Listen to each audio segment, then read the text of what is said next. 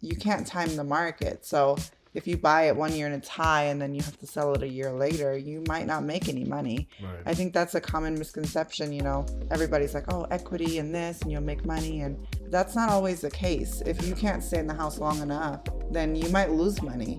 You might have to, something might break, and then the market might have a turn down and you have to sell because you have to move somewhere else, and now you're in a pickle. So welcome back to our channel. If you want to know everything there is to know about living, working, playing in Colorado Springs, you're in the right spot. Make sure you like, subscribe, and leave a comment. Oh, and share those things. But we'll get right into it. Today we're going to talk about, I guess this is not Colorado Springs specific, but we'll give you guys some insight on the end as to whether or not you should buy or rent in the Springs. But our big topic is, should you rent or should you buy a house? Buy if you can. Or not. That's to buy or not to buy. That is going to be the topic question today. So what's your professional advice? If you can afford to buy, definitely buy. I mean, there's nothing that's going to beat you having your own home that you own and can build equity in. Just make sure it's the right home to do all those things, because some homes are just kind of money pits and you could lose money in the end. But not everybody is ready to own a home. I know I've spoken to a lot of tenants that we've had, and it's always been better for them to rent at that time, just because they're not financially ready. Finances, I think, is like the biggest thing for people when they're looking to buy or rent. And then the other part is they have to do their own maintenance. When you own your own home, you can call people to come and do it, but you're paying for it. There's no landlord that you can just call and say, hey, my dishwasher is broken or my dishwasher's leaking. Can you come fix it, please? As long as it's not your fault, then we'll go handle it, obviously. But when you own your own home, like you're calling yourself. You have to do your own maintenance, your own work on your own house, your own yard work. If you want to upgrade anything in the house and make it your home, if you own, you can do that. If you're renting, if you have permission, then you can do it. So I think that's the other biggest thing, where it's just your own place to make your home, where when you're renting, it's kind of like something temporary. Yeah. So you need to be financially ready. You need to be prepared to be a homeowner. So like if your furnace is old, it goes out and you have to replace that. If your AC goes out, maintenance, like there are a lot of costs associated with it. Like I'm listing a house next week that she is moving out of state. She's single, she has 2 dogs, and it's just too much for her. She has like a two-story house with a basement, and things are constantly breaking. Today she texted me that her washer broke. She had to have it hauled off because you can't sell the house with a broken washer. But she has yard maintenance and all that, and she wants to travel, see the world. So renting is not for her. So I think beyond being financially ready and having savings to be a homeowner, you need to have like stability. Know that you're going to be there for a while. Like if you're just out of college, or if you're just out of a relationship, or you're like don't know exactly where you're going to end up, because say you graduated in Arizona or something and now you're moving to Denver because you have a new job there, don't necessarily buy a house right away. If there's other opportunities for you that might take you somewhere else, or if you don't know the area at all, you might not like it. So I always have that conversation with clients. Do you know enough about the area to buy and be there, 2, 3, 4, 5 years? Because you can't time the market. So if you buy it 1 year and it's high and then you have to sell it a year later, you might not make any money. I think that's a common misconception. Everybody's like, oh, equity and this, and you'll make money. And that's not always the case. If you can't stay in the house long enough, then you might lose money. You might have to, something might break, and then the market might have a turn down and you have to sell because you have to move somewhere else, and now you're in a pickle. So I think, just stability. Are you going to be there? For a lot of military, they have maybe a 1 year, 2 year, 3 year assignment. I think the 3 year assignment, you're still good. About average, 2 year or 1 year is a little bit shaky. I don't know if you should necessarily buy. Yeah, I have that one client right now where risky. He dumped a bunch of money into his house that he bought a little over a year ago, and now he's trying to sell because he's getting orders to go somewhere else.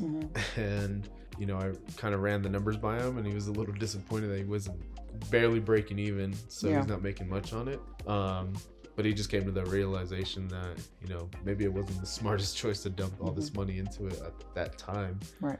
Knowing that he wasn't going to be here for long. So, yeah. So I think obviously we're real estate agents and that's our job. That's how we make money, is people buying and selling homes. But beyond that, we're real estate advisors. So it's our job to kind of figure out what your situation is, figure out, ask you questions like, how long are you going to be there? Are you in a stable place? Is your job maybe going to take you somewhere else? Do you have the funds that if something breaks that you can cover it? Or is it going to make you, you don't want to buy a house and then you're living paycheck to paycheck because something broke, and that's not a way to live either. So, a lot of times people come into town and they expect to buy, and we recommend they rent. Obviously, they can make their own choices, but I think buying in a way is overrated because everyone's like, oh, I have to buy a house. Like, I'm an adult now, like I got a good job, and now maybe I'm married or not, and now I have to buy a house. Like, I don't think necessarily that's always like the next step. It's okay to rent, and in a lot of people's lives or in their situations, renting makes more sense, the better idea. Yeah. So I had for example, another one, sellers, military, they sold here and then they're moving to California. They knew they're only going to be there for 2 years. The market's coming down. They were initially going to buy, and I kind of not talked them out of it. It's their decision, but I said, you're going to be there for 2 years. It's very expensive to live there. You don't know if you're going to make any money. Like, why don't you just take the proceeds from the house that you have here and look into maybe renting, and just enjoy life without like having to do upgrades, and you can travel more. That was kind of in their plan. They don't have kids yet. They want to explore. They want to do things. And in that instance, I think it's sometimes smarter to just rent, like all the responsibilities on your landlord. You kind of have that carefree life. If something breaks, you call them up and they fix it. So, and you get to learn the area. You get a chance to kind of drive through neighborhoods that you might be interested in buying in, and just kind of knowing the area firsthand rather than flying there for a weekend and seeing it on 20 minutes out of a year. So definitely, I think that's like a lot of advice that we give to our out-of-state clients as well coming in. It's just kind of like, another option is to just rent for a year, get a good feel for the area, see if you're actually going to stay here permanently or longer than what you're thinking, and feel out the area, and then make that purchase where you're more informed and making the right decision for you. I think the worst part is getting to a new place, thinking you're going to love it. You buy a house and then you don't love it, and now you're stuck there because you bought that house. So I think... And there are places, apartment complexes, and even houses where you can rent for shorter, like 3 months, 6 months. So just take that time. Don't feel pressured into, okay, my next step is buying a house. But circling back to homeownership versus renting, I do have some statistics from 2022, the end of the year. What is the percentage of homeowners versus renters you think in the United States? I'm going to say 40% homeowners, 60% renters. It's actually flip-flop, 60% homeowners? 66.8% are homeowners and 34.2% are renters. And then guess the average net worth for a renter versus a homeowner. Renter, I'm going to say 100,000. No? Super high? 70,000. Just 50? 6,000. Wait, what? The average net worth of a renter is $6,300. Oh, okay. And a homeowner? 225,000. Oh, wow. All right. Which brings us to another topic. I think sometimes it's okay to rent and have a rental property instead of owning your own house. And the reason is... But you would own a house to have it as a rental property. You would own a house, but not a primary residence. And I think the reason is, I know. The reason for me is, if you're renting, you're going to have a place to live, right? The equity is in the house that you own. And you need the equity, right? If the house you own is the house you live in, then the only way for you to get the equity out is to take a loan. Or move out. Which then you're making a payment, or move out. So I think sometimes it's even a better idea to just, and some investors like live by this. They don't own a house. They rent the house they live in. And they have rental properties. Now, if they have expenses for rental properties, their tax write-off, right? And it's a business expense now.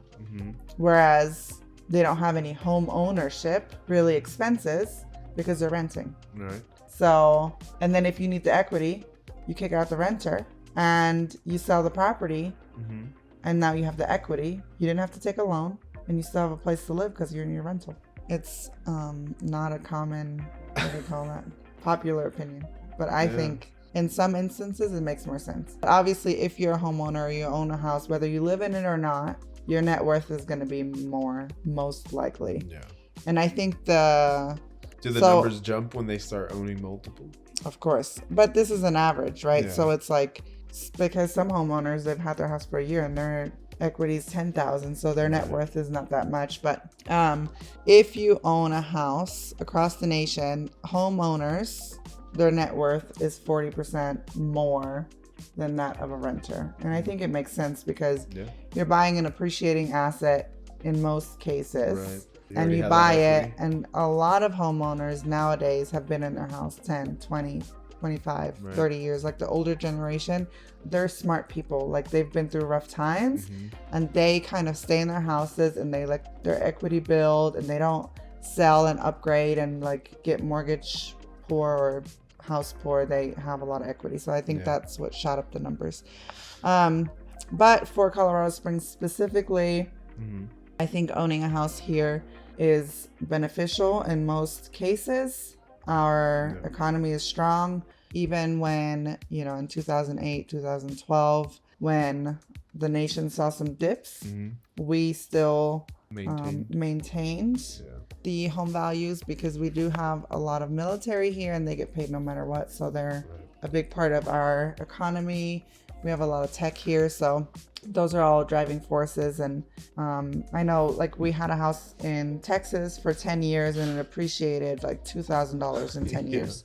Whereas here, homes are appreciating hundreds of thousands of dollars in 10 years. Right. So this is a good place to own a house.